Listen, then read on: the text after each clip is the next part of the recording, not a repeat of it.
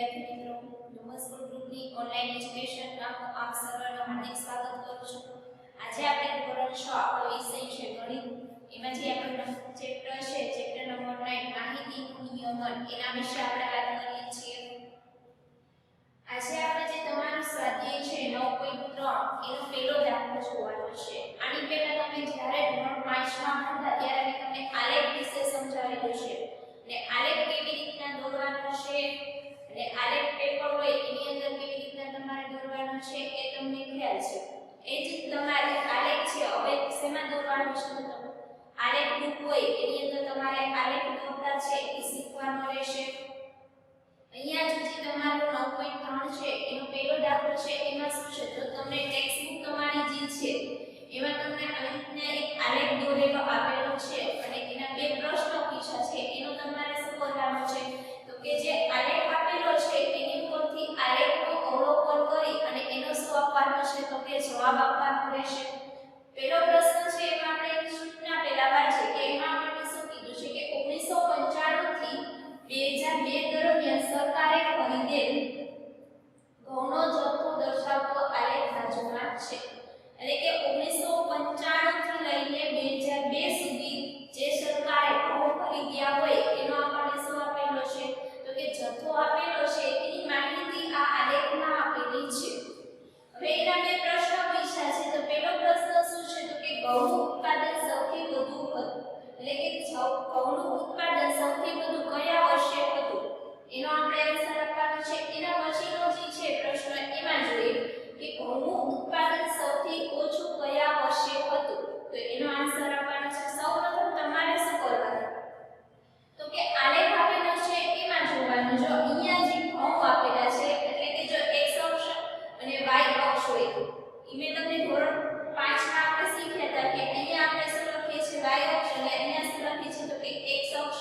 અહીંયા આપેલી છે શું આપેલી છે ઘઉં એટલે શેમાં ઘઉં છે તો કે બજારમાં છે અને નીચે શું આપેલું છે તો કે આપણે વર્ષ દર્શાવેલા છે.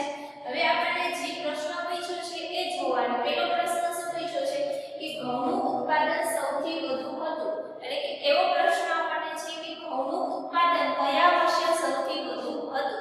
તો આપણે આલેખ હોય એના ઉપર પહેલા જોવાનું કે સૌથી વધુ અને કેવો આલેખ કહેવાય તો કે સ્તંભ આલેખ કહેવાય. કેવો કહેવાય સ્તંભ. તો અહીંયા જો 30 છે સૌથી વધુ છે તો હવે તમે જો 2002 છે એમાં સૌથી વધુ છે ઘઉંનું ઉત્પાદન થયેલું છે. તો અહીંયા આપણે પહેલો પ્રશ્ન છે એનો આન્સર લખવાનો. 2002 માં ઘઉંનું ઉત્પાદન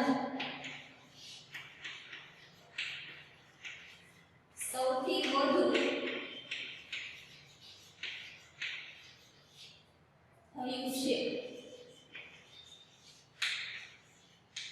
એના પછીનો જે ક્વેશ્ચન છે એમાં જોઈએ કે ઘઉંનું ઉત્પાદન સૌથી ઓછું કયા વર્ષમાં થયું છે. તો આલેખ ઉપર આપણે જોવાનું કે સૌથી ઓછું ઉત્પાદન જો કયા વર્ષે છે આપણે એમના જોઈએ તો ખબર પડી જાય કે 1998 નું વર્ષ છે એમાં સૌથી ઓછું ઘઉંનું ઉત્પાદન છે. તો અહીંયા આપણે લખી આપણો જવાબ કે 1998 માં ઘઉંનું સૌથી ઓછું ઉત્પાદન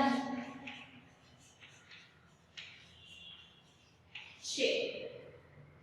તો વિદ્યાર્થી મિત્રો તમારે હોમવર્કમાં શું કરવાનું છે એક તો પહેલા તમારે આ જે આલેખ છે ને એ તમારી જે આલેખ પેપર હોય એની અંદર તમારે દોરવાનો રહેશે. કેમ કે આલેખ છે તો તમે એની અંદર દોરશો તો તમને પ્રેક્ટિસ થશે કે એની અંદર કેવી રીતના આપણે દોરવાનો છે. અને બાજુમાં તમારે આલેખ બુક હોય એની અંદર જ તમારે શું કરવાનું રહેશે આલેખ દોરવાનો અને જે સામેનું પેજ આપેલું હોય એની અંદર પહેલા શું કરવાનો પ્રશ્ન લખવાનો નીચેના આન્સર અને પછી શું લખવાનું રહેશે જવાબ. તમારે જે ગણિતની બાકી બુક છે એના બદલે શું કરવાનો તો કે જે